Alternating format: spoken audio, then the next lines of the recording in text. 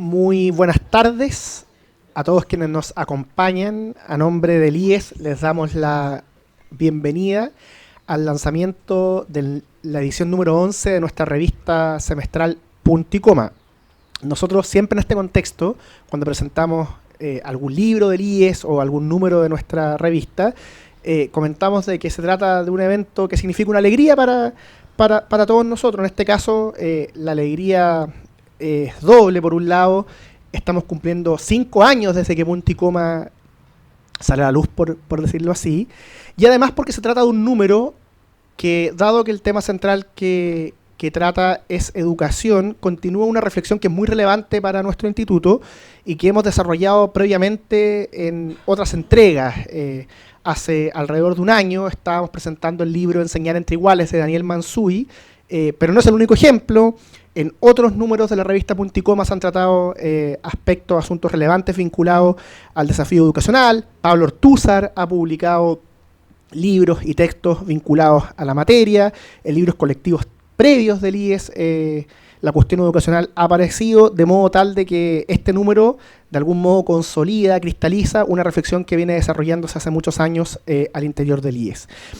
Ahora, claro, esa alegría que tenemos por el hecho de presentar este número no impide en ningún caso tomar conciencia de que hablamos de un tema cuyo examen conduce a advertir un cuadro muy inquietante y por momentos derechamente trágico, tal como volvimos a confirmar hoy día con lo ocurrido en el INBA. Y por supuesto que el tema, ya desde su título, tal como viene tratado en la revista, refleja esa realidad. Estamos hablando de una crisis de la educación escolar en Chile con diversas manifestaciones.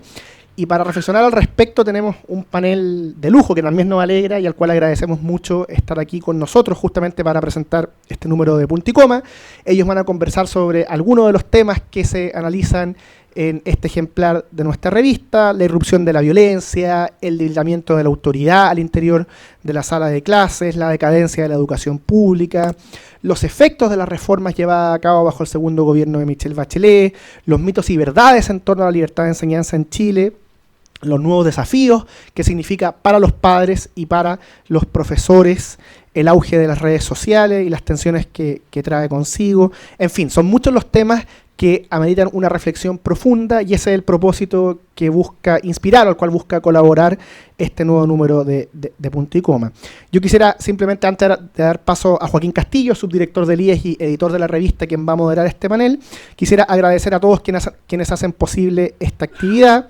Por supuesto a los panelistas, insisto, muchas gracias por acompañarnos, a los diversos autores y entrevistados de este nuevo número de Punto y Coma, al equipo del IES que hace posible esta actividad y esta publicación. Una mención especial al equipo editorial del IES. La revista Punto y Coma se saca adelante a pulso en un equipo comandado por Joaquín Castillo y María Josefina Poblete, y por supuesto al público presente que nos honra con su presencia. Muchas gracias a todos y los dejo con Joaquín Castillo.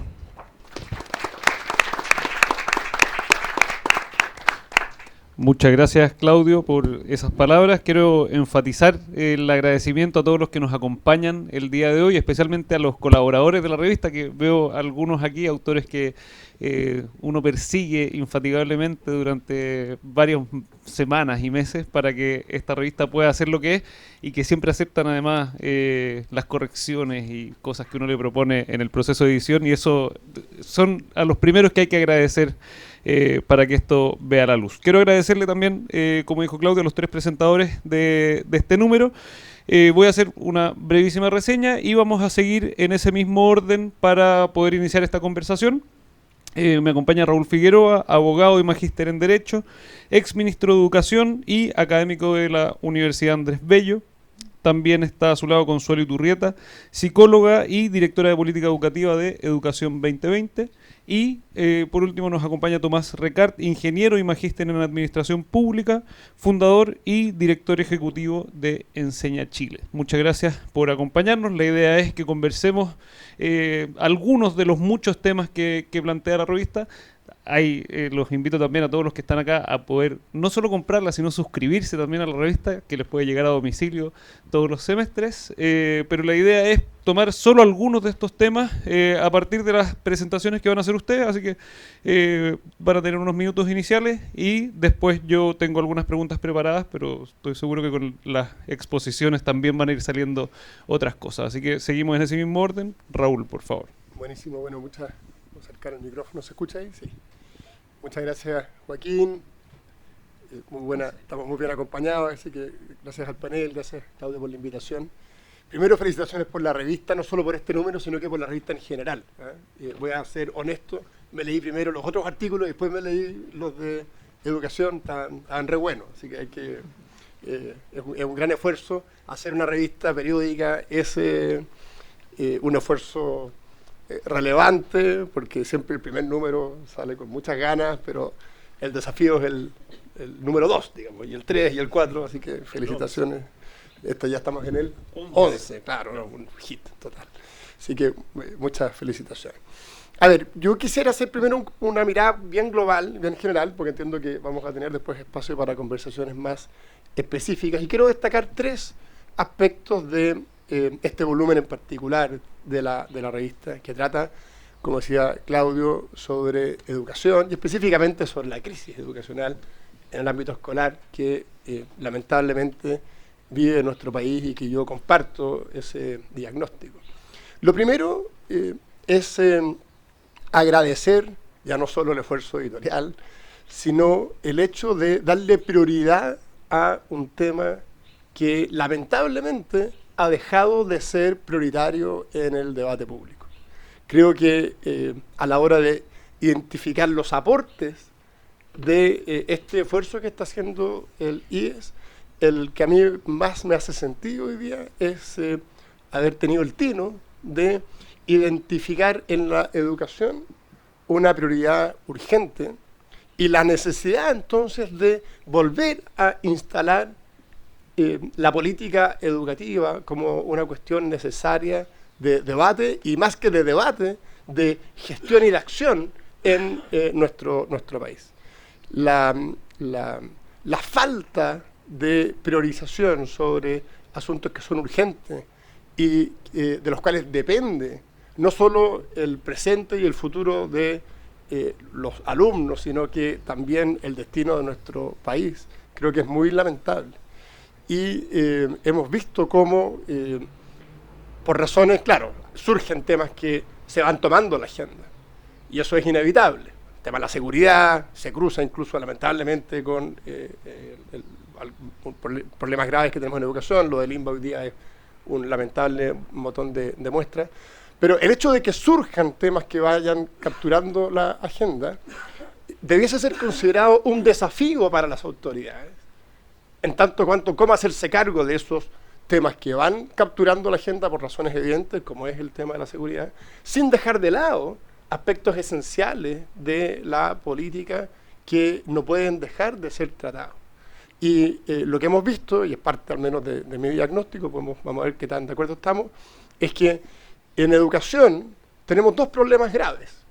Uno, que educación dejó de ser prioritario en la agenda, gravísimo. Y el segundo es que en aquellas prioridades que tiene educación, las urgencias esenciales tampoco están siendo bien abordadas. Y por lo tanto, recuperar esa prioridad es doblemente difícil. Se trata primero de poner la política educativa como una prioridad de las autoridades y al mismo tiempo que cuando hablemos de educación, hablemos de lo que efectivamente nuestro sistema educacional necesita y no de aspectos que están muy vinculados a la captura que ciertos grupos de interés han hecho de la agenda y lo que yo he identificado como un triste servilismo del mundo político a quienes tienen la fuerza de capturar esa agenda. Entonces, ese es un primer elemento que creo que es interesante, lo podemos abordar después, el sentido de urgencia y sobre todo la lógica de cómo se priorizan los temas fundamentales para un país. Creo que la revista en eso da en el clavo y confiamos y esperamos de que de alguna manera movilice a quienes tienen que sentirse tocados por esta priorización. Lo segundo, que me pareció notable también, el arco cómo se abordan los temas en la revista a la hora de querer priorizar. Los temas y la manera en que esos temas están abordados creo que hacen muchísimo sentido. Porque de alguna manera, frente a esta urgencia que tenemos, y es que ya no se habla de educación, el esfuerzo que al menos yo identifico, Joaquín me dirá qué tan acertado está ese diagnóstico, es que se trató de abordar un conjunto de temas que son todos relevantes y que de alguna manera son necesarios de recuperar en la conversación para identificar de nuevo dónde ponemos los esfuerzos. Desde cómo la violencia escolar se ha tomado ciertos establecimientos, y ahí, bueno, el artículo es re interesante de cómo, cuáles son las causas más fundamentales y cómo debiésemos abordarlo. Temas estructurales que todavía nos esperan, digamos. Yo soy de los que piensa que el estancamiento que tiene nuestro sistema educativo en términos de resultados de aprendizaje se debe en parte importante a que el debate educativo se trasladó hacia un debate estructural que derivó en un conjunto de reformas que han sido a lo menos estériles en términos de resultados. Y la revista trata también cuál es el estado actual de esas reformas y por lo tanto, qué tenemos que hacer con ellas. El tema de los profesores, que creo que es vital y que siempre ha estado en la agenda, pero de nuevo, cómo pasamos del simple diagnóstico de que los profesores son relevantes a medidas concretas que movilicen e incorporen capacidades al sistema educativo. Lo que pasa en la sala de clase, con problemas muy actuales, el uso de, en el fondo, de las tecnologías, los aparatitos, los que siempre nosotros andamos, ese debate de cuán conectados estamos con la sala de clase y en la sala de clases con el sentir más profundo de lo que significa ser un niño, un joven, y cuánto los estamos alejando aparentemente de esa realidad. Aspectos muy relevantes de cómo se vincula el sistema educativo con ideales profundos como la libertad de enseñanza, que eso sí se discutió mucho, pero no en términos de la política educativa, sino que más bien en lo que fue el debate constitucional y las derivadas de ese debate. Cuestiones interesantísimas de cómo surge el Instituto Nacional, muy, de nuevo, actual respecto del estado de nuestros liceos emblemáticos. Una tremenda entrevista a Sol Serrano que va precisamente en esa dirección, a identificar cuál es el rol que se le debiese exigir a los liceos. Entonces, en fin, una vuelta muy completa de todos los temas que están hoy día sobre la mesa, y que ante la falta de prioridad que he mencionado, de la cual estamos siendo víctimas, diría yo, la revista ofrece un abanico, y yo lo leo también como, bueno, de todos estos temas, ¿dónde vamos a poner el foco? Entendiendo de que todos son importantes de abordar. Y un tercer elemento, que es una lectura más pesimista que yo hago, y dice relación con un común denominador que uno puede tomar de todos los temas que están tratados en educación en este tomo de la revista, y es que hay un buen diagnóstico en cada una de estas áreas, pero se identifica un estancamiento prácticamente en todas.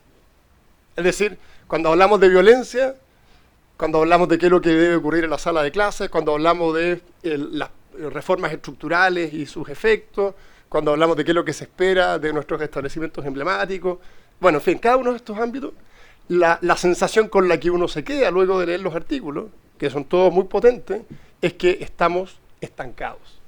Es que hay una inmovilidad en cada uno de esos ámbitos.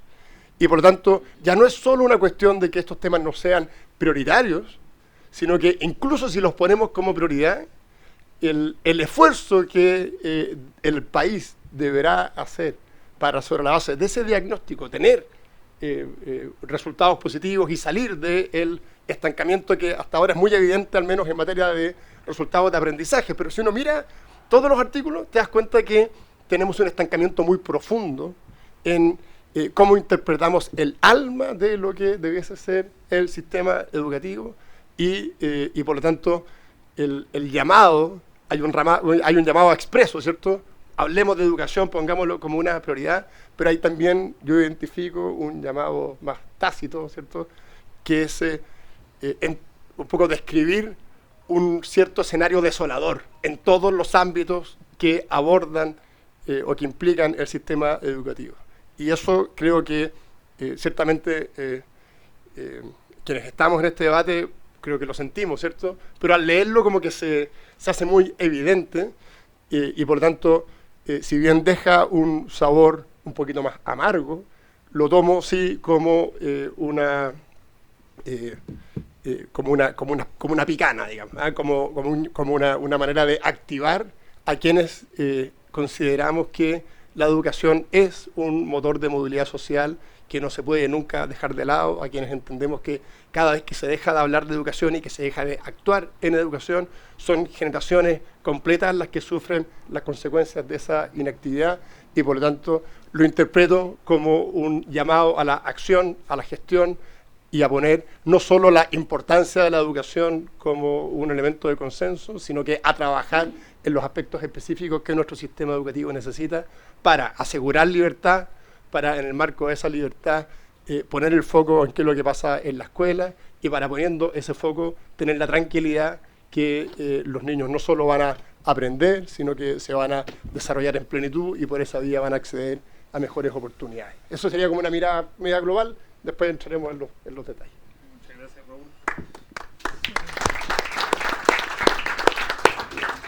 Ahora le damos la palabra a Consuelo. ¿Se escucha? ¿Sí? ¿Aló, aló? Sí. Súper.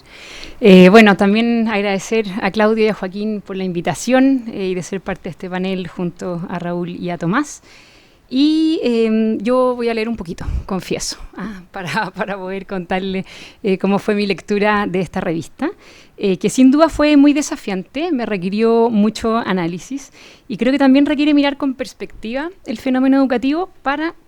Coincido ahí con Raúl, para no caer en una espiral de catástrofe del cual no podamos salir. Raúl creo que mencionó bien de memoria todos los temas que se abordan en la revista y coincido en que son temas que preocupan de todas formas a los tomadores de decisión, a las autoridades, pero sobre todo también preocupan realmente a cada docente, a cada directivo, a cada estudiante, asistente de la educación, apoderados, apoderadas.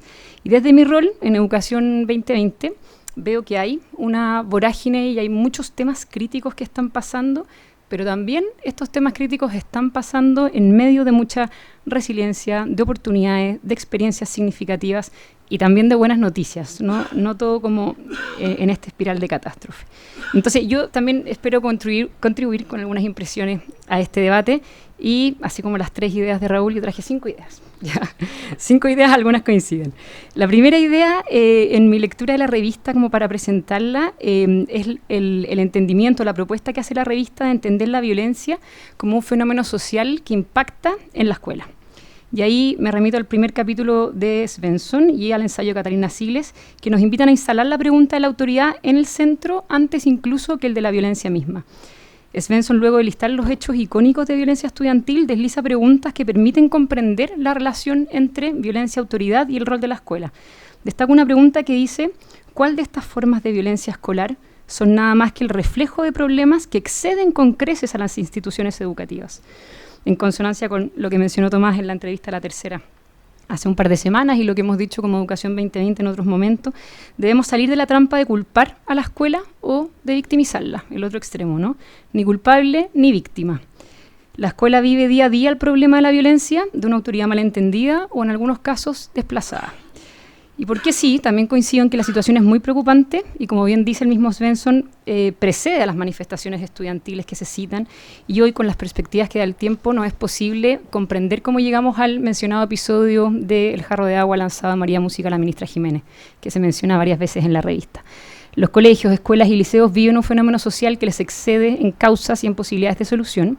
Y esto aplica no solo a la violencia y crisis de autoridad, sino también al fenómeno que se plantea en el capítulo de la conversación con Jonathan Haidt sobre el uso de celulares y redes sociales en niños y adolescentes, como decía el exministro.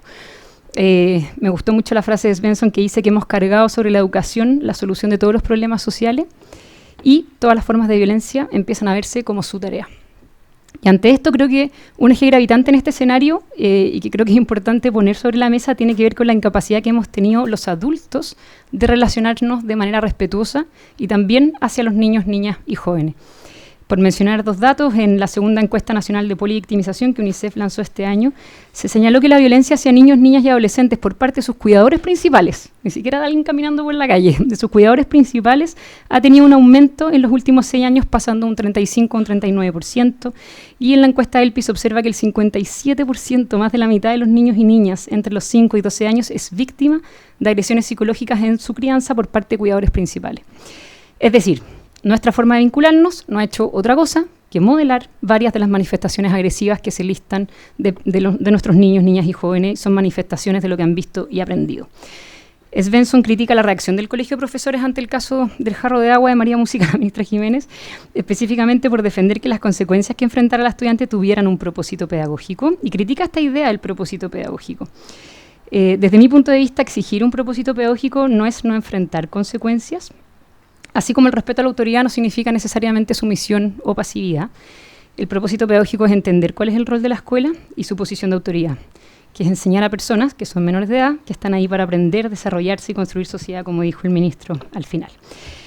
Entonces pidámosle a la escuela lo que atañe a su rol, eso es lo que considero. Obviamente, si un estudiante comete un acto de violencia, debe ser sancionado, a la vez que acompañado, para que comprenda su error y pueda reparar y no ser catalogado para el resto de sus días como un delincuente. Pero, continuando con las preguntas de Svensson, creo que podemos hacer la pregunta de si es posible una nueva convivencia escolar. Y esa es mi segunda idea, que yo creo que sí, que es posible, que una buena convivencia escolar hoy día sí se puede ver. Y coincido completamente en que es indispensable y urgente hacer todo lo posible para poner freno a la violencia en las escuelas hoy día, como el caso que veíamos de Limba. Y entendemos que una escuela con una buena convivencia escolar no es una escuela que no tiene conflictos, ¿sí? Sino más bien que es una escuela que aborda rápida y eficazmente el conflicto, cuidando y promoviendo por sobre todo relaciones respetuosas y con capacidad de reparar cuando se equivocan. Hoy día tenemos datos que nos permiten identificar escuelas con buenos índices, por ejemplo, en el CIMSE. Yo personalmente también conozco varias escuelas que tienen un montón de buenas prácticas, que me las voy a saltar ahora, que se las puedo decir, pero las podemos comentar luego en la conversación. Y aquí también, en estas buenas prácticas, hay escuelas que son capaces de trabajar también la buena convivencia conectada con lo pedagógico, ¿sí? Por ejemplo, con metodologías activas que sí ponen al estudiante en el centro y sí quiebran, y aquí voy a decir algo complejo para esta revista, jerarquías de una autoridad malentendida o basada en el autoritarismo y malos tratos. ¿Por qué digo que es complejo? Porque aquí dialogo con los comentarios al libro que hacen de Enseñar entre Iguales de Daniel Mansuy, los contrapuntos de Trinidad Valdés y Diana Aurenque, donde se discute respecto a estas jerarquías del aula o asimetrías entre docente y estudiante. Y solamente quería como mencionar respecto a estas asimetrías dentro del aula, cuando en educación trabajamos con metodologías activas y que ponen al estudiante al centro, no significa que la asimetría entre profesor y estudiante no exista, sino que se transforma, ¿sí? Similar a lo que necesitamos hacer con el concepto de autoridad, que también se menciona, que no es eliminarlo, sino es transformarlo, y nosotros sí lo hemos visto en la escuela.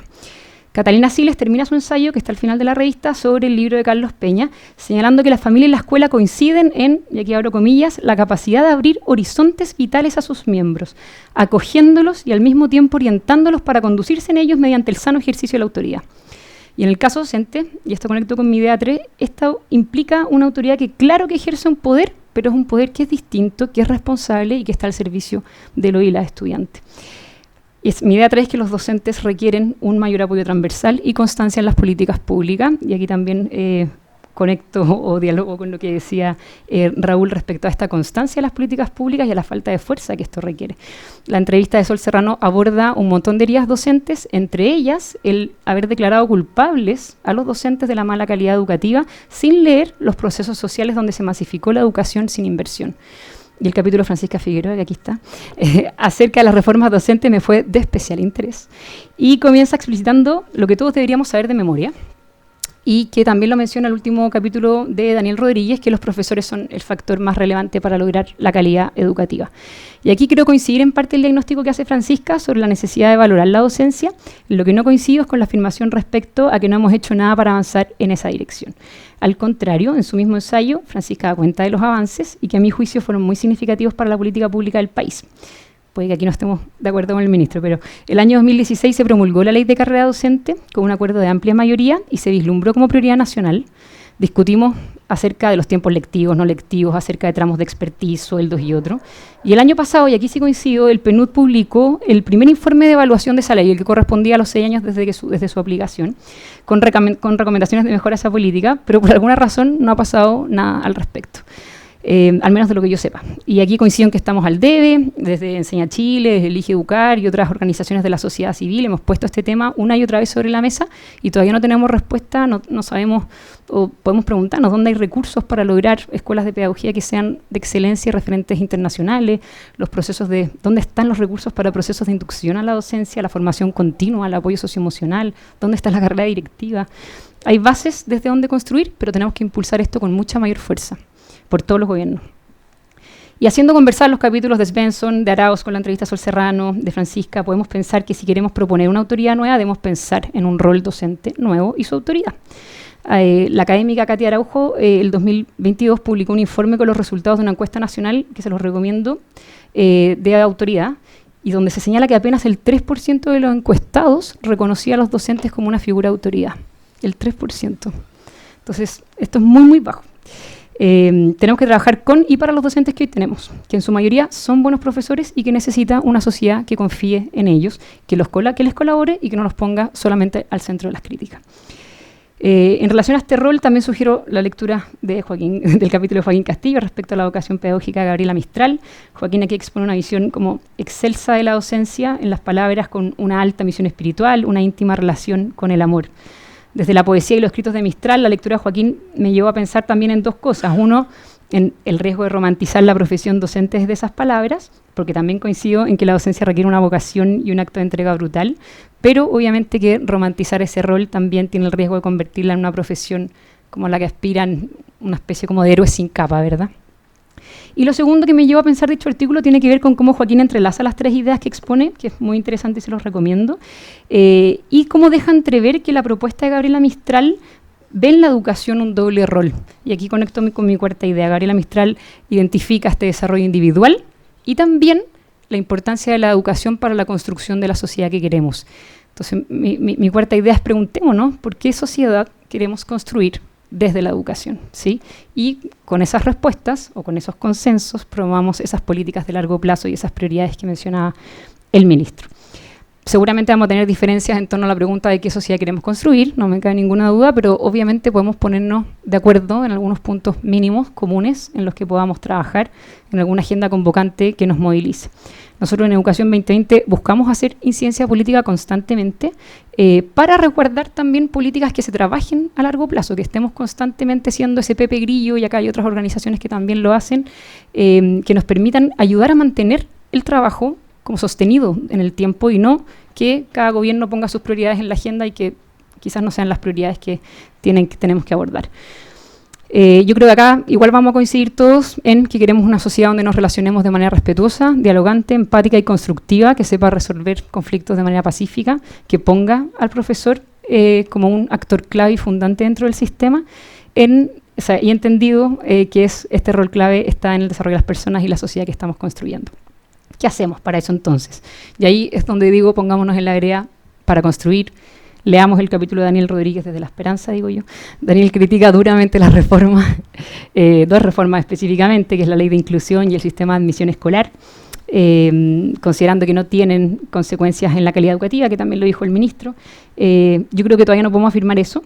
Creo que tenemos que discutir de todas maneras qué entendemos también por calidad educativa y también que avancemos a preguntarnos como desde estas reformas que ya están andando, qué es lo que no ha funcionado y qué podemos mejorar. Por ejemplo, respecto al SAE, cuáles son los desafíos, y ahí podemos listar, yo puedo también darle algunas ideas de lo que yo pienso, cómo resolvemos el tema de las sillas en cada territorio para que no tengamos los casos emblemáticos que han salido.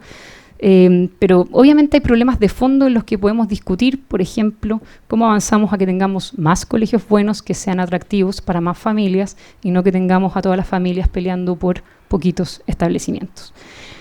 Lo que sí creo que comparto con Daniel es que hoy día falta una carta de navegación y que no hay que hacer contrarreformas, también comparto eso. Necesitamos un plan convocante para el país en términos educativos. y que él menciona algunos ejemplos que han resultado en esto, pero que hoy día, al parecer, no lo tenemos. Y mi última idea es que yo creo que si hay buenas noticias, que fue con lo que partí, creo que estoy absolutamente de acuerdo en el clamor de urgencia y en que los dolores tienen que explicitarse para abordarse, y aquí lo digo desde mi área de psicóloga, pero sin perjuicio de ello creo que no estamos tan mal. Y que creo que hay que valorar algunos aspectos en los que hemos avanzado, desde dónde podemos pararnos para construir. Creo que para construir hay que ver matices, hay que ver grises, no todo puede ser como blanco, negro, que todo está mal, que todo está bien, etc. Y aquí, bueno, yo, respecto a lo que dijo el exministro sobre los resultados estancados, nosotros como Educación 2020 somos los primeros en ponernos en esa fila de que hemos dicho que la educación está estancada y no hemos podido avanzar en aprendizaje, pero los últimos datos yo creo que igual nos entregan algunas luces de esperanza. Los resultados del CIMSE del año pasado muestran que el 30% de los establecimientos escolares mostraron mejoras significativas frente a la medición anterior. Hace menos de un mes la Agencia de la Calidad mostró con datos que los servicios locales no lo están haciendo tan mal como parece verse en la prensa, sino que al parecer están o manteniendo resultados o mejorándolos respecto a la administración municipal. Los resultados PISA del 2022, que es esta medición internacional, que no sé si todos ubican, también muestran resultados desfavorables, absolutamente. Pero si los miramos como con perspectiva internacional, el país no retrocedió de manera significativa después de la pandemia, aquí probablemente por hartos de los esfuerzos que se hicieron en este ministerio. Y yo también desde como la vereda de fundaciones y organizaciones estoy todo el rato viendo otras fundaciones que implementan programas que están teniendo éxito, que tienen resultados positivos, que se pueden compartir, que hay indicadores de avances. Entonces yo ahí coincido también con el exministro que tenemos diagnósticos buenos, tenemos programas que funcionan, tenemos leyes en curso, hay donde pararse para construir, no hay que hacer como un borrón y cuenta nueva. Creo que lo que nos falta es capacidad para dialogar, para implementar y persistir en el tiempo con esa agenda país que hoy día no tenemos. No voy a hacer un resumen de las 5 ideas que les dije, que era mi objetivo, solo para no llevarme más tiempo, pero lo podría hacer. Solo me queda en el tintero abordar los temas de liceo emblemáticos y libertad de enseñanza, que lo podemos conversar después. Poner el punto que extrañé, solamente 2 prioridades país en la revista, para decirlo aquí, para quizás promover unos siguientes artículos: liderazgo directivo y educación pública. Pero la educación pública no solo puesta desde el caso de Atacama, por favor, y no solo desde las dificultades que ha tenido la ley 21.040 de la NEP en implementarse, sino también desde la necesidad y apuesta a su mejora, desde el saber que los países con mejores resultados son aquellos que invierten más y que implementan bien su educación pública. Entonces, al estilo Svensson, me quedo con la pregunta de él: ¿y ahora qué tenemos que hacer? Creo que poner el grito en el cielo ayuda a posicionar temas en la agenda y a darle sentido de urgencia, pero que no nos podemos quedar ahí. Que ponderemos constructivamente los avances y los retrocesos, y que la crisis nos lleve a invitar y aportar creativamente a las soluciones, y encontrémonos en temas, a propósito de la invitación que hace el ministro, encontrémonos en temas en que sí podemos considerar grandes consensos, como la educación pública, la educación inicial, el desarrollo socioemocional para la buena convivencia, docentes y directivos, más y mejores aprendizajes. Yo creo que ahí hay rieles en los que podamos poner algunos trenes que sean de largo aliento y que trasciendan gobiernos. Eso, muchas gracias.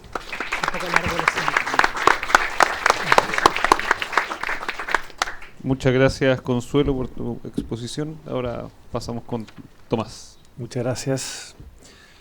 Yo quiero partir agradeciendo la invitación. Son pocas las instancias donde uno puede tocar temas con mayor profundidad, especialmente en educación. Es muy superficial toda la discusión, y por lo menos leyendo la revista, creo yo que se tocan diversos temas, tanto a nivel nacional como internacional. Quiero destacar eso porque hoy día hay muchos de los problemas que tenemos en Chile que tienen un asidero, se podría decir, en Occidente, no solamente en Chile. Y creo que esa diversidad de temas nacionales e internacionales tocados a nivel profundo es de tremenda riqueza. Sin embargo, también me quedé un poco con la sensación de nuestros colegas panelistas, de que uno dice: ¿y por dónde parto? Es un poco desesperanzador ver que hay tantas cosas pasando, y mientras nos tratamos de reponer de la pandemia, entran las redes sociales y entra la violencia, y como que es un sinfín de temas. Entonces, yo quiero proponer 2 cosas acá. Uno, un poco en la línea de Raúl, que es: ¿cuál es el foco? O sea, al final, ¿por dónde agarramos todos estos temas? Y segundo, un poco lo que hemos propuesto los 3, bueno, ¿por dónde partir? ¿Cuál es esta agenda a largo plazo? Y la imagen que quiero transmitir es básicamente la de un árbol, donde yo creo que como sociedad y como Occidente, como Chile y como Occidente, estamos súper empecinados en para dónde vamos.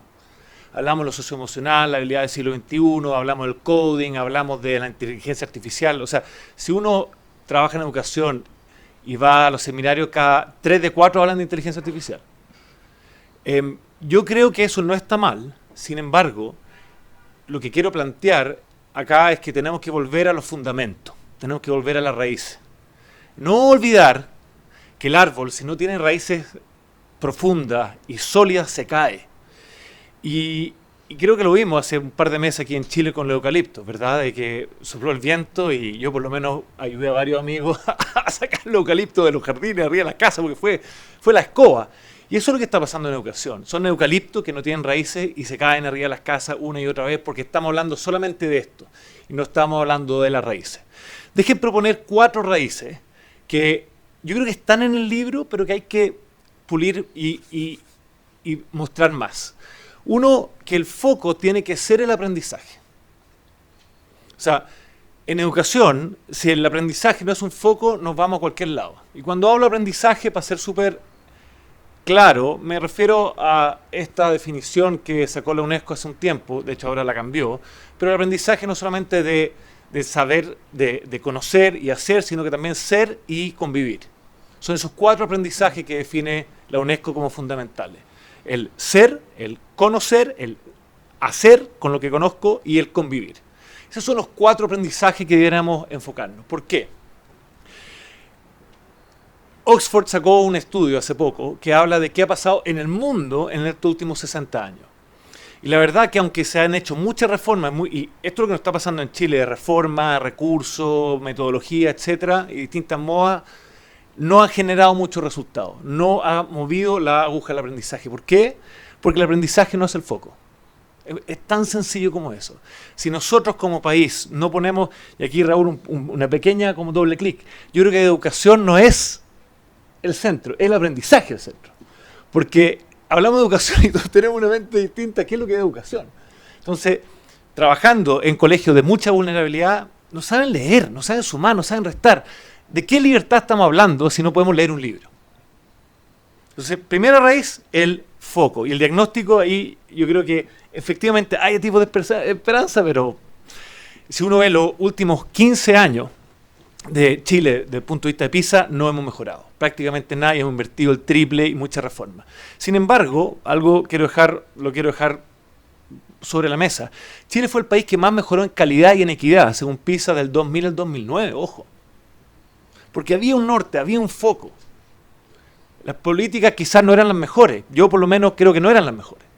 Pero estábamos todos remando en la misma dirección. Entonces lo que compartimos acá, ¿verdad?, con Consuelo, de que si remamos todos en la misma dirección, esa es la única manera. Eso es lo que te dice. Esa es la única manera, no hay plan B. Segundo, la revista habla de la familia, habla del efecto de las redes sociales. Habla también, en el fondo, de la reforma de Michelle Bachelet en el segundo gobierno. Yo creo que hemos malentendido un fundamento esencial de la educación, que es el derecho y el deber de las familias por educar a sus hijos.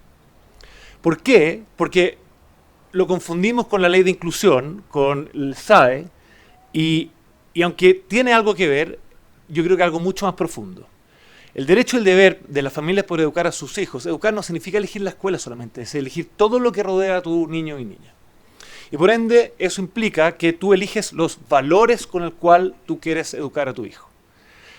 Eso no es producto de un gobierno chileno, eso es parte de las declaraciones de derechos humanos de la ONU del año 1947, artículo 27. ¿Por qué es un derecho humano fundamental? Porque si no lo hace la familia, lo hace el gobierno, un tercero, y eso es básicamente adoctrinamiento. Entonces, punto 1, y me voy a ir a la tercera raíz, que es como hoy día, porque entendemos que el sistema es el culpable de todo y la estructura es el culpable, así lo estamos pensando, la escuela es responsable de todo. Y las familias dejaron de tener ese deber, esa responsabilidad. Y hoy día, y lo menciona en el fondo del artículo de Sachs, lo anoté y lo escribí, dice, si Hoy día validamos todos los sentimientos de los niños y niñas. Los validamos. Y por supuesto son reales, pero déjenme salirme un poco de la revista, y una película que me tiene muy inquieto es Intensamente. ¿Dos o uno? Las dos. Las dos me tienen muy inquieto. ¿Por qué? Porque la imagen que transmite es un panel de control como este, donde los sentimientos son los que manejan el control de la vida de los niños, de la vida de los adultos y de la vida de los perros también. Entonces, si nosotros como, llamémoslo Occidente, con raíces, independiente de las creencias, seamos ateos, agnósticos, cristianos, da lo mismo, pero Occidente tiene raíces judeo-cristianas, donde entendimos que el ser humano era espíritu, alma y cuerpo, y el alma tiene el intelecto, tiene la voluntad y tiene las emociones. Hoy día lo que gobierna tu vida son las emociones. ¿De qué estamos hablando, por favor? Es una locura. Es una locura. Entonces, estamos yendo en un punto, y ahí voy a ir a otra raíz, básicamente, que la derecha critica mucho la reforma de Michelle Bachelet II. Pero yo hago la pregunta, ¿qué pasó con la municipalización? ¿Qué pasó cuando le dimos la educación a alcaldes que no sabían leer ni escribir? Yo comparto la descentralización. Yo comparto que el Estado no puede tomar todas las decisiones. Es obvio, es como administración 1.0, yo estudié ingeniería, pero no le podéis dar la educación de niño a gente que no sabe leer y escribir, con todo el respeto del mundo. Entonces, ¿por qué digo eso? Porque hoy día el concepto de justicia que tenemos es un concepto posmoderno, donde, y eso es el gran problema de la discusión, y por eso no somos víctimas de todo, lo dice también Sachs, somos víctimas, todos somos víctimas acá, nadie se hace responsable de nada. Pero la derecha también, en el fondo, habla de la libertad, definiendo libertad con su propia manera de definir la libertad. Yo hago lo que quiero, cuando quiero y como quiero. Entonces, el problema raíz que yo veo es que cada uno define lo que está bien y lo que está mal a su propia pinta.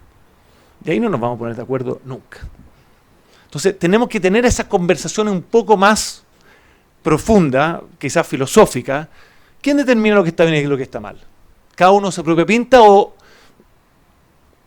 pensemos que quizás hay algo más grande o objetivo, ya sea algo o alguien que sabe un poco más que nosotros, que quizás sí puede determinar mejor que nosotros lo que está bien y lo que está mal? Porque hoy día cada uno determina lo que está bien y lo que está mal, y ahí ¿quién gana? El que grita más fuerte. Y por eso se genera la violencia, creo yo. Porque cuando yo creo que el que determina lo que está bien y lo que está mal soy yo y nadie más, ¿quién gana? El que pega más fuerte, obvio. Entonces, son conversaciones profundas que no hemos, en el fondo, sabido tener, y lo tomamos superficialmente y no estamos hablando de las raíces. Curioso, Consuelo, tú mencionaste también Gabriel Mistral, creo que estamos súper unidos acá. Una de las cosas que me llama la atención, de nuevo, de este concepto postmoderno de justicia, donde la estructura y el sistema es el problema de todo, la reforma de Michelle Bachelet fueron súper estructurales, ¿verdad? Súper de la estructura. Pero Gabriela Mistral dice, decálogo de la maestra, si no puedes amar, no enseñes a niños. Sé fervorosa, vivifica tu clase y mira tu corazón antes de hacer tu clase. ¿Dónde dejamos la conversación del corazón? ¿Quién se levanta en este de ustedes un día de la mañana a leer la Constitución antes de saber qué es lo que hay que hacer? Nadie. Entonces, dejamos de tener una conversación, se podría decir, humana. Perdona que yo soy ingeniero civil estructural, pienso en Excel y todo el día me he metido en números, pero ¿cuándo vamos a hablar del corazón?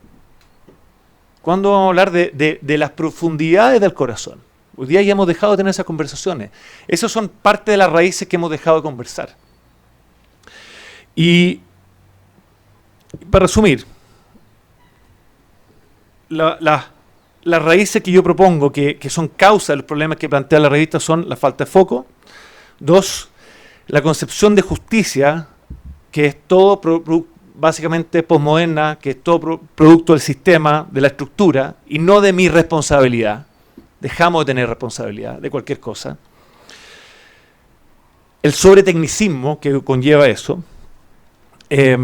La falta de el real entendimiento de qué es el derecho y el deber por educar a sus hijos. Y eso implica de que, por ejemplo, la empresa ojalá deje a las mamás ir a la reunión de apoderados. O sea, yo Conozco muchos apoderados que no pueden porque sus organizaciones no los dejan, por ejemplo. Y cuarto, algo mucho más profundo, que es ¿quién determina lo que se puede y lo que no se puede? No tengo la respuesta, no lo voy a decir, pero son cosas profundas. ¿Quién determina lo que está bien y lo que está mal? ¿El que grita más fuerte? ¿El que pega más fuerte? ¿La mayoría? Esas son cosas que hemos dejado de discutir. No estoy diciendo yo tengo la solución, hay que hacerlo como yo digo. Estoy diciendo son preguntas como sociedad que no nos estamos haciendo y por ende vamos a seguir gritando y nos vamos a seguir pegando y no vamos a llegar a ningún lado. Y eso. Muchas gracias.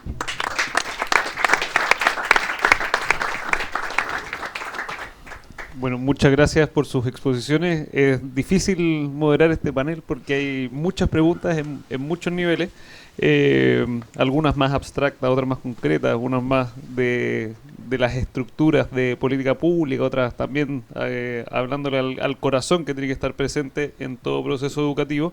Y yo quería también preguntarles quizás una cosa que salió, si no me equivoco, en las tres exposiciones de ustedes, que tiene que ver con por dónde partimos y hacia dónde vamos en un sentido muy, muy particular. Me parece que es Sol Serrano quien habla aquí en su entrevista, que en un minuto se intenta expandir la cobertura y que esa expansión no va en consonancia con una búsqueda de calidad. Y esa es una palabra que está rondando siempre en nuestras conversaciones en torno a educación, que tenemos escuelas a lo largo de todo Chile, pero que la calidad no hemos logrado mejorarla.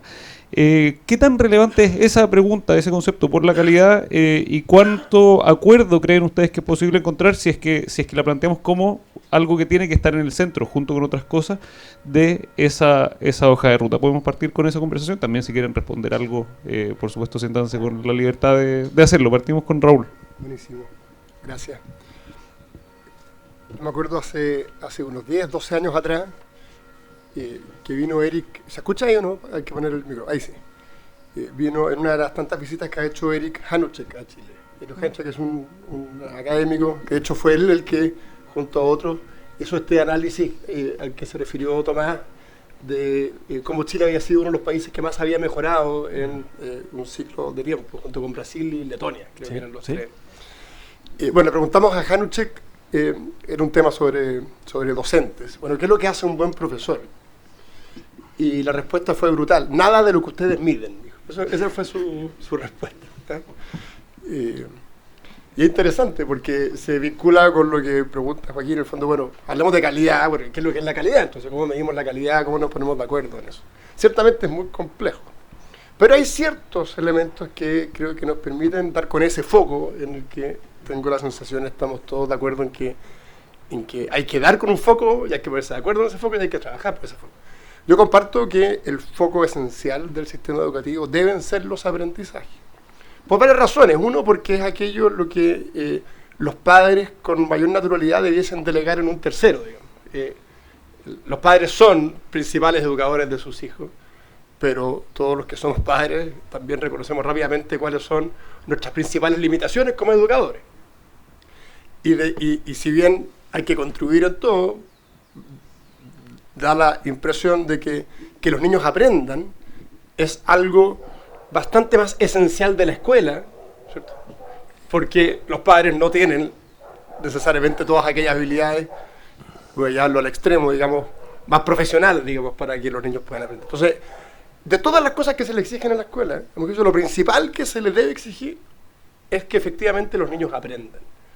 Y claro, y ahí hay un abanico que se entiende por aprenda, y me gusta la definición que hace Tomás de en el fondo, las habilidades más básicas, digamos, a cómo vivir gracias a esas habilidades y ser parte de una sociedad que requiere ciertamente. Pero los aprendizajes son un tema central. Y ahí ciertamente estamos estancados. Yo sé que hubo un rebote, digamos, en las últimas pruebas, pero nos dejaron igual como estábamos hace 10 años atrás. Entonces, en el fondo, la sensación la pandemia te hizo un... Claro, la sensación de estancamiento creo que es inevitable. Creo que ahí hay un foco que es vital y creo que es efectivamente... ¿Y por qué pongo este foco de que los aprendizajes es aquello principal que se le puede exigir a la escuela? Porque creo que cuando hablamos de calidad en educación, tenemos que centrarla en aquello que efectivamente podamos exigir. es torpe ponerse objetivos que no sean exigibles. Y lo que ocurre, creo que de nuevo aquí, que está bueno esto porque uno confirma ciertos consensos que entiende que existen, pero que existen, creo que hay un consenso muy amplio de que a la escuela se le exige, no es que se le exija mucho, se le exige mucho más de lo que efectivamente está en condiciones de hacer, y muchísimo más de aquello que debiese incluso estar en condiciones de hacer, porque la escuela ha ido incorporando elementos que ya exceden su rol. Entonces, poner el foco en los aprendizajes, identificar cuáles son aquellos elementos que son, llamémoslo, exclusivos de la escuela, para poner el foco ahí también, y por lo tanto generar iniciativas que sean gestionables por las escuelas y donde uno pueda exigir resultados, donde la política pueda exigir resultados, donde los padres puedan exigirle resultados a esas escuelas. Y en un contexto donde si tú pones el foco en los resultados que le exiges a la escuela, debes darle también, a mi juicio, mucha autonomía a esa escuela para que pueda lograrlos. Porque tú no puedes exigir resultados, medir por resultados, e imponer maneras únicas de proceder dentro de la escuela. Porque entonces ahí lo que puedes medir es si se cumplen esos procesos fundamentalmente, pero no necesariamente, no puedes hacer responsable a la escuela de resultados si acaso no le das libertad para que identifique la mejor manera de conseguirlo. Entonces, un poco para ir sintetizando, para ir ordenando, foco en los aprendizajes, herramientas para que efectivamente sea exigible para la escuela lograr esos objetivos que a mi juicio deben estar los aprendizajes.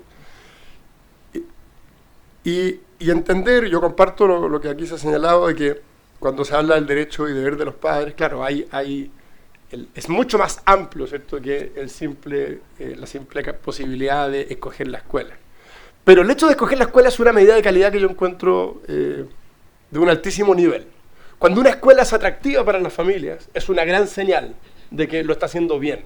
Obviamente cuando hay alternativas. Si no hay alternativas, en el fondo la elección es limitada. Entonces, potenciar alternativas para que la decisión de los padres sea una medida concreta de calidad. Y vemos entonces cuando, y eso significa que el esfuerzo de la política tiene que estar en gran medida, a mi juicio, en cómo aseguramos capacidades en todo el sistema educativo. Porque uno de los dramas que tenemos nosotros es que las capacidades en el sistema educativo no están bien distribuidas. Y tenemos, por simplificarlo, 1/3 de colegios, escuelas, que al fondo lo hacen bien y que siempre lo van a hacer bien. Otro tercio que se esfuerza muchísimo pero que tiene resultados interesantes. Y 1/3 que lamentablemente no logra salir de esa arena movediza, digamos, de ese pantano. Porque las capacidades que se requieren para movilizar una escuela no están ahí presentes. Y los programas gubernamentales tienden, con buenas intenciones en todos los gobiernos, a intervenir escuelas y sustituir a quienes están a cargo de llevar adelante la labor educativa, en vez de instalar capacidades en esas escuelas. Entonces entra el programa, hay ciertas mejoras, todos los gobiernos muestran alguna mejora en un programa que interviene, termina ese programa, vuelve a caer, ¿cierto? ¿Por qué? Porque no se instalan capacidades. Y lo que se necesita es instalar capacidades. Entonces, ahí hay una combinación, ¿cierto?, de cuál es el rol que se le debe exigir a las autoridades. A mi juicio, el principal rol de las autoridades es generar condiciones para que el sistema opere con autonomía, inyectar capacidades donde autónomamente esas capacidades no brotan naturalmente. O sea, ahí hay una presión que hay que tener. Y eso está tanto en el mundo de la educación pública como en el mundo de la educación particular. Se distribuye, digamos, la calidad. Esto no es que yo no soy de los que piensa de que los problemas de calidad están en la educación pública. Los problemas de calidad están bastante distribuidos. Incluso tenemos problemas de calidad, si uno quiere ser exigente, en los colegios particulares pagados. Digamos. Nuestros colegios particulares pagados están lejos de ser malo. El ideal de un establecimiento educacional. Son mejores que otros en Chile, digamos, pero los echas a competir con el mismo estándar afuera y no dan el ancho. Entonces, generar condiciones en un espacio de autonomía, con foco en los aprendizajes, creo que es una manera razonable de poner el foco en esa calidad, entendiendo por calidad lo que aunque duela, digamos, las pruebas estandarizadas nos arrojan porque nos permite entender un mínimo al menos, pero sobre todo que los niveles de satisfacción de los alumnos y de los padres. O sea, un colegio que logra altos niveles de asistencia lo está haciendo bien. Un colegio que logra fuertes niveles de compromiso con sus apoderados lo está haciendo bien. Un colegio que tiene profesores, asistentes de la educación enfocados en el resultado que esa escuela se propone, lo está haciendo bien. Son medidas de calidad, claro, que no aparecen en la primera página del diario, porque no hay cómo medirlas, pero que son a las cuales yo creo que el sistema es muy sensible.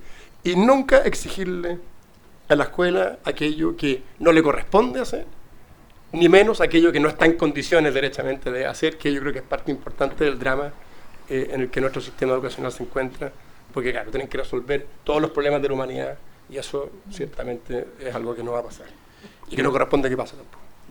Muchas gracias, Raúl. Es interesante esto último lo partiste con eso de exigirle a las escuelas aquello que ellas en concreto pueden hacer, pero quizás, no sé si entra en tensión o estoy malinterpretando lo que decías tú, Consuelo, con respecto a cómo la violencia está inserta en las escuelas, que a veces parece ser un fenómeno tan difícil de erradicar, porque también hay que preocuparse de la convivencia, de otros elementos que son muy importantes. ¿Cómo se puede pensar ese fenómeno, ese problema, cuando uno piensa, la escuela debería estar enfocada en entregar esos aprendizajes y no en cosas que parecieran ser secundarias, pero que tú crees que no?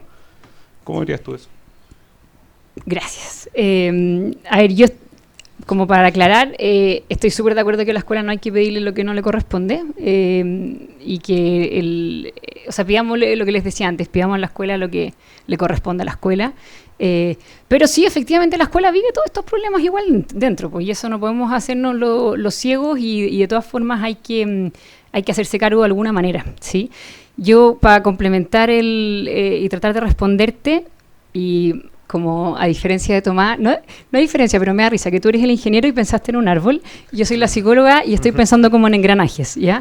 De verdad, entonces pensaba que el foco de los aprendizajes en términos de engranaje también me lo imagino en el centro, pero en la medida en que uno mueve engranajes, hay otros engranajes que tienen que moverse para que ese del centro resulte y se mueva como todos queremos que se mueva, ¿sí? Creo que como país, y aquí yo vuelvo a mi concepto de optimismo crónico o esperanza, hemos avanzado mucho en lo que entendemos por calidad. Y conecto con la primera pregunta y con lo que estaba diciendo también el exministro. Creo que antes hablábamos de calidad solo con resultados de una de las pruebas CIMSE. Creo que hoy día tenemos en el país un sistema de aseguramiento de la calidad que tiene una institucionalidad que, con desafíos, por cierto, pero que trata de apoyar, a veces abrumar, a la escuela para poder dar estas condiciones que en la escuela se requieren para así abordar una calidad entendida integralmente. Nosotros desde la Fundación trabajamos mucho con escuelas y obviamente no hay un concepto de calidad, y el momento en que se abre ese concepto de calidad salen, una caja de sorpresa. Pero sí estamos todos de acuerdo, o creo yo, en que cada vez más hay consenso, tanto en las políticas públicas como en el discurso o en lo que se ve en la sala de clase, que la calidad tiene que ser entendida integralmente. Y hasta PISA ahora está haciendo pruebas que no es solamente de habilidades de lenguaje y matemática, o competencias en lenguaje y matemática, sino también está integrando nuevas pruebas hasta en términos como de motivación y autoestima académica. Hasta ahora incorporó un nuevo índice en el que salimos mejor, a propósito del optimismo, de resiliencia académica, donde tenemos un promedio, el único promedio que yo creo que estamos sobre la OCDE, pero tenemos ahí un 13% de estudiantes que se encuentran en niveles vulnerables y que logran tener resultados académicos en el cuartil superior de resultados. Obviamente, si uno los mira con perspectiva y todo, son poquitos, pero creo que hay algo desde donde construir.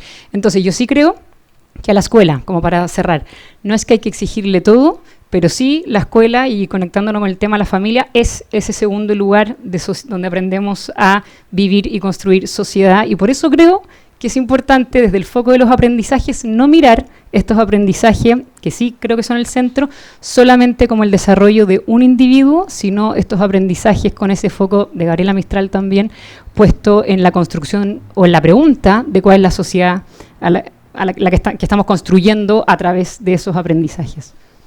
Eso no sé si respondí. Sí. Muchas gracias, Consuelo.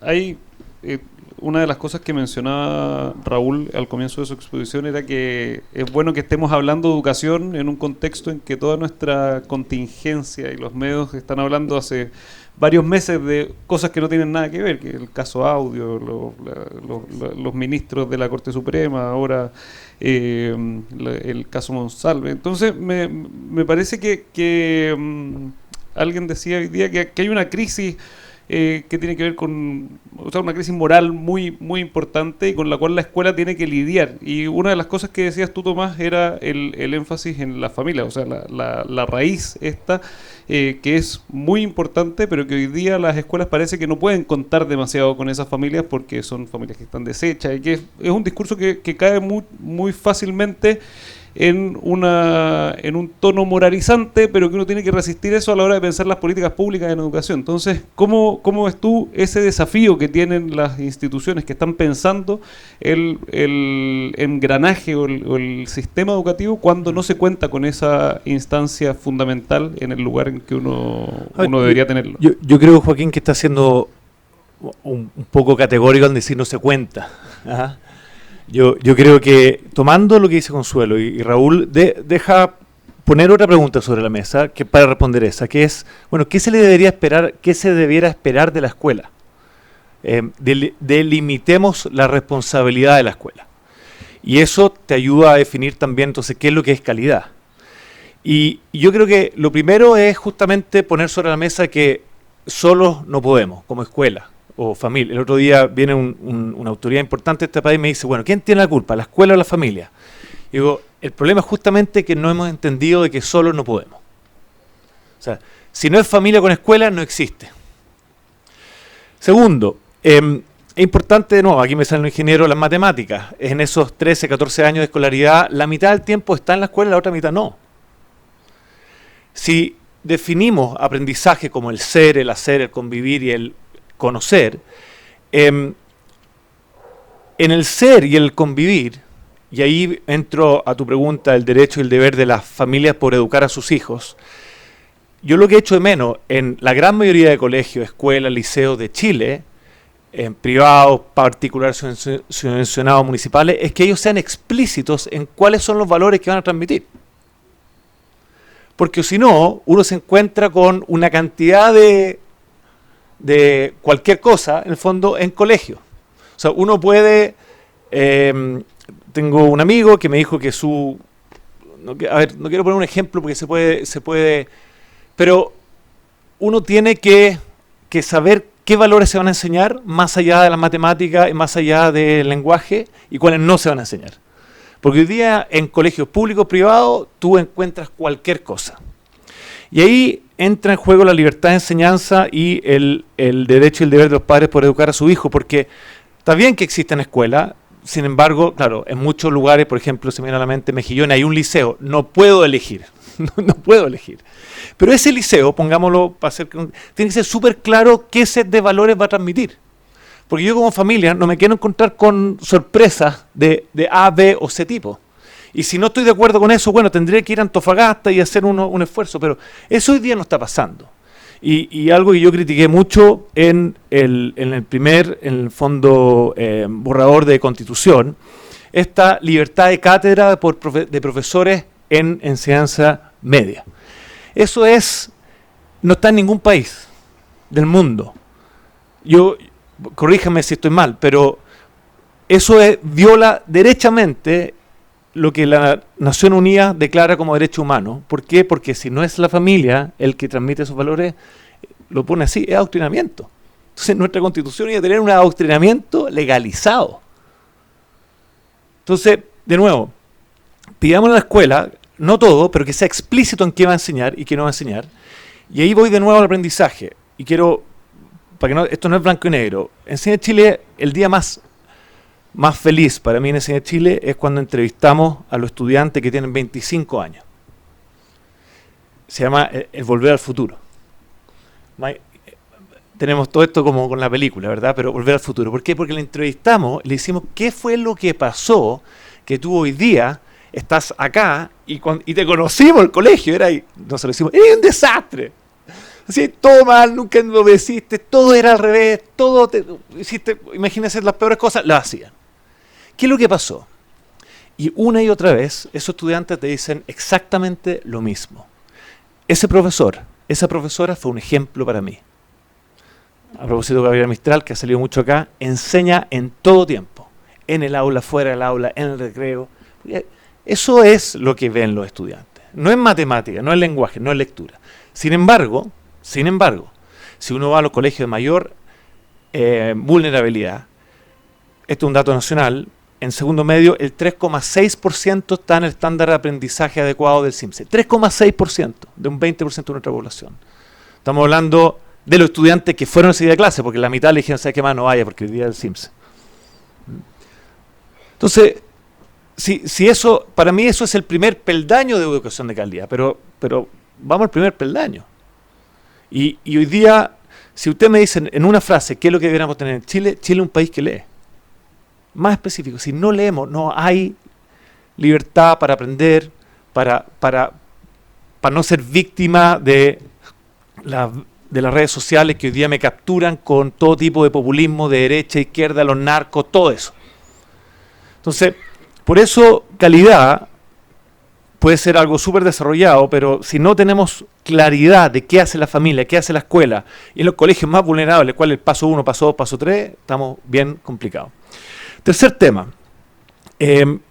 Yo concuerdo con lo que dice Raúl y Consuelo de que, claro, uno es aprendizaje, pero para que haya aprendizaje, preocupémonos que hayan capacidades instaladas, ¿verdad? Consuelo hablaba del sistema de aseguramiento de calidad, también de los directivos, y yo creo que nos hace falta una pregunta más fundamental, que es cómo atraer, seleccionar, formar, acompañar a los mejores talentos de Chile para que vayan a los colegios más vulnerables de Chile. Yo creo que esa es la pregunta. ¿Por qué? Porque cuando hacemos esa pregunta, salimos de esta como estructura de la ley de inclusión, la carrera docente. Aquí voy a sacar mi ingeniería. ¿Cuáles son las organizaciones que mejor funcionan en el mundo?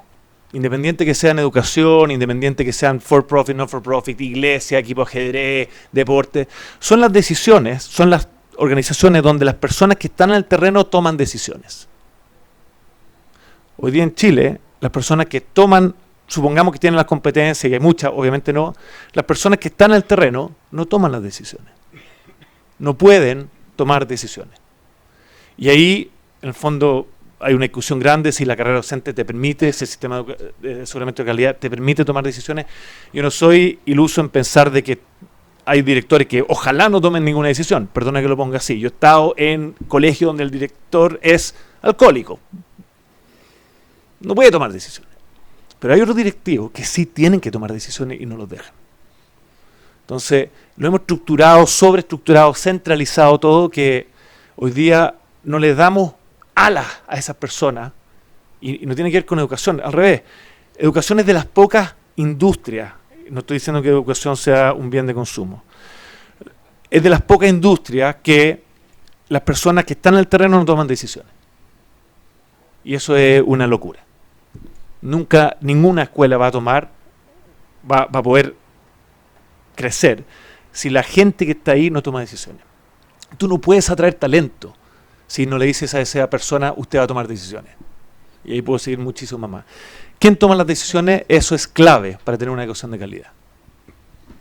Muchas gracias, Tomás. En virtud de la hora vamos a hacer un pequeño cierre, así como de tres preguntas, pero también, o sea, de tres intervenciones, pero también les quería preguntar si tuvieran que tomar una decisión que se hiciera efectiva ipso facto en el entramado educacional, ¿cuál creen ustedes? Ahí Tomás algo decía sobre Chile un país que lee, o también la gente que toma decisiones. Déjame primero y te lo respondo en un segundo. Perfecto. Y ahí vamos con Consuelo, que quería responder algo, y después cerramos con Raúl.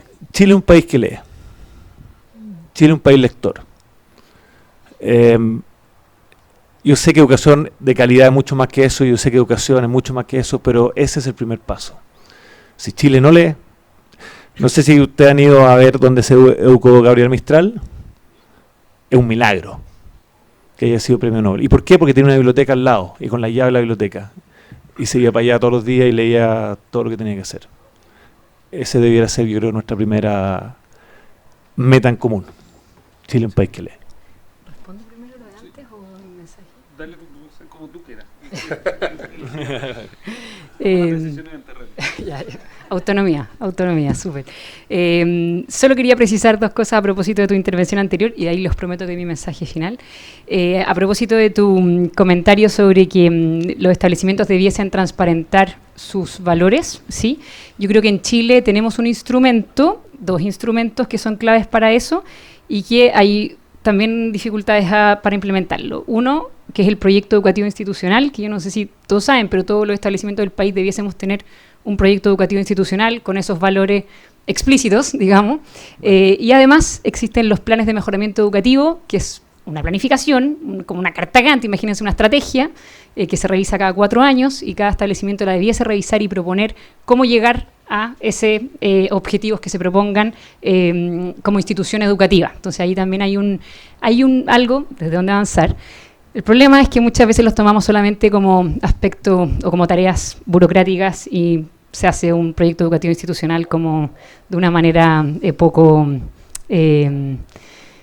que no sirve, básicamente. Eso, pero existe. Y respecto a la parte de los docentes, solamente decir, yo no tengo las cifras de cuántos docentes están saliendo del sistema, pero hay instituciones que la tienen. A propósito de la autonomía, creo que tenemos que hacer un esfuerzo, efectivamente, y este es uno de mis primeros puntos respecto a por dónde partir. Son los docentes, son cómo ayudamos, pero dejando de hablar de que tenemos malos profes, dejando de hablar de que los profes tienen que hacerlo todo, de que son estos héroes sin capa, sino empezando a hablar, todo lo contrario, de que tenemos buenos profesores, que esos profesores necesitan autonomía, que tenemos que ayudar a formarlos en su formación inicial, continua, y en todo su proceso que también es formativo. Y necesito poner el segundo porque yo no sé resumir, entonces tengo sí o sí a los profesores, y sí o sí creo que tenemos que trabajar la educación pública del país y la educación que recibe recursos del Estado como una educación que sí sea atractiva y que sea como valiosa como país. Eso. Yo le voy a hacer el quita a tu pregunta porque o sea, lo voy a hacer el quita media, digamos. Porque creo que no hay balas de plata en educación. Entonces, creo que es complejo decir cuál es la ficha que uno quisiera jugarse. Porque creo que es un error jugársela por una sola ficha, en el sentido de que la tentación de identificar un instrumento y que entonces todo el foco y todo el esfuerzo está en diseñar a la perfección ese instrumento e instalarlo luego en todas las escuelas, es una tentación muy alta, con altísimas posibilidades de fracaso. Y por tanto, pero sí creo que obviamente hay que tener, hay que hacer pocas cosas y hay que hacerlas bien. No una sola, digamos, pero pocas y bien. Y eso pasa por el foco de la política. El foco, insisto, yo creo que tienen que ser los aprendizajes. El tema de la lectura es un precioso objetivo, digamos, dentro de esa lógica. Se han hecho esfuerzos, pero hay que institucionalizarlo. Pero el foco en los aprendizajes, la confianza en las escuelas. Precisamente porque como no sabe, las posibilidades de equivocarse desde esa oficina en Alameda 1334, que no me acuerdo el nombre, son igual a 1, digamos, absoluta. Si tú te vas a meter a una escuela desde ese escritorio, el riesgo de equivocarse es enorme.